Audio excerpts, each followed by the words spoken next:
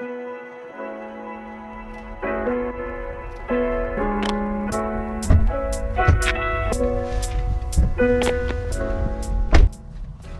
hot in here. Hi, and thanks for clicking into the video.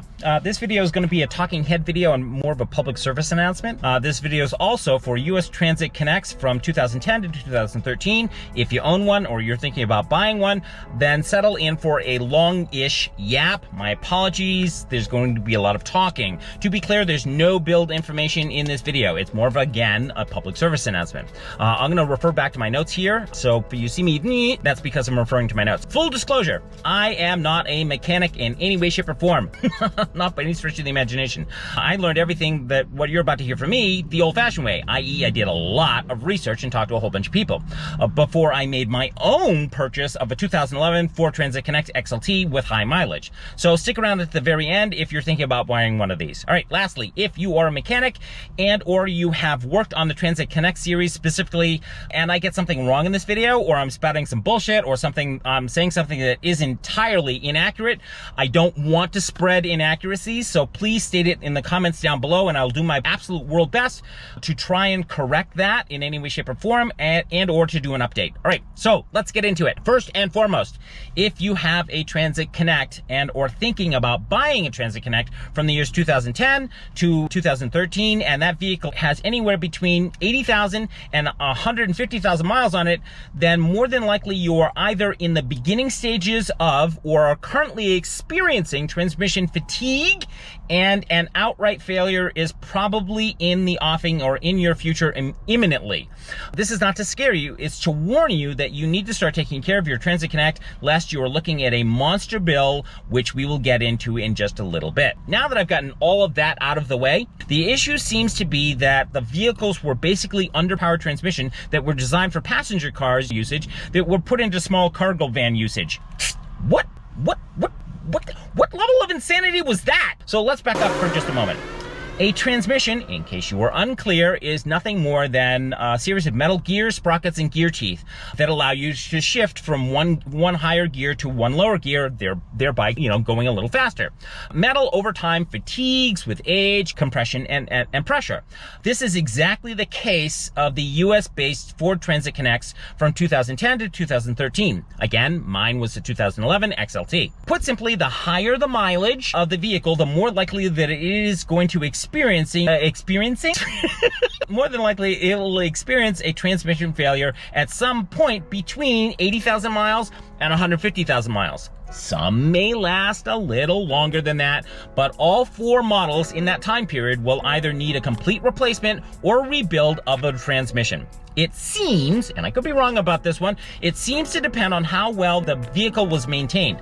If it went in for its scheduled maintenance, its fluids were swapped out on a regular basis, and the software was updated, then the transmissions tend to last a little longer than the upper range of that envelope that I just said, longer than 150,000 miles, 175, 200,000, and so on and so forth. Mine was a company maintained when I bought mine, so I was kind of sort of lucky because they did all of that maintenance work for me. They kept all of those records, so I was really lucky in that respect, and they actually did a transmission swap at 175,000 miles. I bought it at 223, so that basically means I've got maybe another 30 or 40,000 miles before that transmission fails. To be fair, there are some vehicles on the road today right now with upwards of 300 to 350,000 miles on it that have never needed a rebuilt or new transmission. If you have one of those vehicles, great. And there was much rejoicing. The rest of us with aging vehicles might not be so lucky. I should also point out that transmission failures have been reported at 7,000 miles, 14,000 miles, 18,000 miles, 22,000 miles, and everything in between. And these are not one-off reports, by the way. There are hundreds of them in the boards. And these are brand new transmissions in most cases. In all of the cases that I read. It could be anything from bad software to misalignment somewhere, and you never know until you take it to a shop. So what are the signs that your transmission is failing? Well, the two most common ones, aside from that it's running a little shoddy and it's a little roughshod getting into gear, because that's a really obvious one, the two most important ones are, one, solenoid pressure, which causes the fluid down the line to overheat and thereby burn. Two, gears and or clutch slippage, specifically second gear and or reverse. Actually, these two problems are basically the same problem. If you understand how transmissions work, I've spent the better portion of the last 3 weeks trying to wrap my head around it. Basically, this is the same problem, it's only sequentially related. So basically what it boils down to is if there is not enough solenoid pressure, basically that causes the gears and the clutch to basically slip, thereby causing the transmission fluid to overheat and thereby burn up. And we don't want any part of that. So how do you know if you've got a fluky transmission? Well, there are two cosmetic ways or non-invasive ways to tell. And there are two other ways that may damage your vehicle a little bit more, but in short order, there's really only one way to tell, and that's to go take it to a mechanic. I should point out to you that all four of these methods, you don't need any special mechanical knowledge. You don't need any special tools. You don't need any diagnostic equipment. You just need your eyes, your nose, and your ears. That's it. That's all. Let's dive into this. The first one is to pop the hood. I know, craziness. Is to pop the hood and to look into the engine bay. What you're looking for are basically two dipsticks. The one that I'm showing you on the screen right here is the one that you're looking for. What you're gonna do is you're gonna pull that dipstick out and do a visual tactile inspection of the fluid on the stick. What you're looking for is this, blackened or dark brown fluid. The fluid should be red or clear red, as well as if the fluid has sparkles in it, not glistens, but sparkles. Those sparkles are not sparkles, but they're actually metal filings that are suspended in the transmission fluid. And that means that basically those metal filings have been shaved off the gears and the clutch and the gear teeth and have ended up in the fluid. This is what basically happens when the vehicle hasn't been properly maintained. If either one of those two things happen or are true, then you'll more than likely have transmission issues in the offing. Operative word in the sentence, in the offing. To be fair, over time, all transmissions and all transmission fluid becomes darker over time and has some filings. This test alone does not mean that your transmission is dying and the thing, oh my God, it's imminent, No, that's not what that means. It is an indicator that something isn't quite right and needs to be addressed now. That's why we pay attention to the second part of this test, is where you're gonna take that dipstick, after you finish, rubbing it between your fingers, you're gonna do like this. What you're smelling there, whether or not that fluid smells like it's burnt, and there is no if, and, or buts about it. I smell burnt transmission fluid. It is really clear that it is burned. There's no like, well, I wonder if, you're gonna know if it's burned or not. So if it smells like it's burned, then you have a transmission problem that is either starting or about to start in short order. And when I say short order, it could be a matter of days, it could be a week or two. When these things decide to go, they go quickly. And there's no hesitation about it. It's like one moment everything is happy hunky-dory, and the next moment, gone. You're quite literally on the highway going, what happened? To be fair, changing out the fluid at this particular point or taking it to a mechanic to see if everything is happy hunky-dory would not be out of the realm of possibility at that juncture. I'm just saying, just throwing it out there. All right, however, I said that there were 4 ways to tell whether or not your Transit Connect needs a new tranny. The first one is basically you're going to put your vehicle in gear and you're going to take it up on the highway. What you're doing is you're paying attention to how it's shifting and where it's shifting, meaning that as it climbs in speed, pay close attention to the moments just before and just after that shift happens. Just before that shift happens, if the engine seems to whine at a higher pitch, that's a concern. That higher pitch means that you're experiencing slippage in the gears. To be fair, all engines whine as they shift, but this is like the engine is racing. That's not the engine. That's the transmission. If you've ever driven a manual transmission before, imagine putting in that clutch and holding it there as you step on the accelerator. You're not going to go anywhere, but what you're doing is you're making the engine whine really, really loud at a higher pitch. That's because it's not in gear and you're burning the clutch, and because basically it's spinning really, really fast, thereby heating up the transmission fluid and burning the clutch and burning the fluid. This same thing is happening to your Transit Connect. The only difference is that your Transit Connect isn't a manual transmission, it's an automatic. Still another way, and the fourth way to tell whether or not your Transit Connect is experiencing potential transmission failure in the immediate, as in today, is to see if under those same conditions, you take it up on the highway, you drive it really, really fast. Basically, what should happen, or what will happen, is the transmission inadvertently, as far as you can tell, drops out of gear for no reason whatsoever, and then immediately drops back into gear. Or if you're driving around the city and it drops in and out of gear frequently, or you're trying to get it into gear and it just won't go. And guess what? There's a reason for that, because the teeth on the gears have worn down to the point where they're having a hard time catching each other. In this scenario, your vehicle is stuck between two gears and not catching on. What that means is that you have a transmission failure in the immediate, as in today, more than likely, like, yeah, that. Okay, Miles, I hear you. I have a high mileage vehicle between 80 and 150,000 miles, and I'm sort of experiencing what you're talking about. I probably should go take this to a mechanic right now, shouldn't I? You know what I'm gonna say to you? Yep. Before you go to the shop, you should probably be prepared for some bad news. And the question that you're more than likely gonna ask is, how much is a rebuilt transmission gonna cost me? Because that's the cheaper of the two options. So parts and labor, I've already done a nationwide search on this stuff, and I could be completely wrong, because it depends on basically where you lived. I just did a random search of what this might cost. Because I was doing it basically for myself. So parts and labor, depending on where you are, is anywhere between $400, yeah, like you want that, upwards to about $1,200, and that's on the conservative side. I know what you're thinking. You can probably do this job yourself. Sure.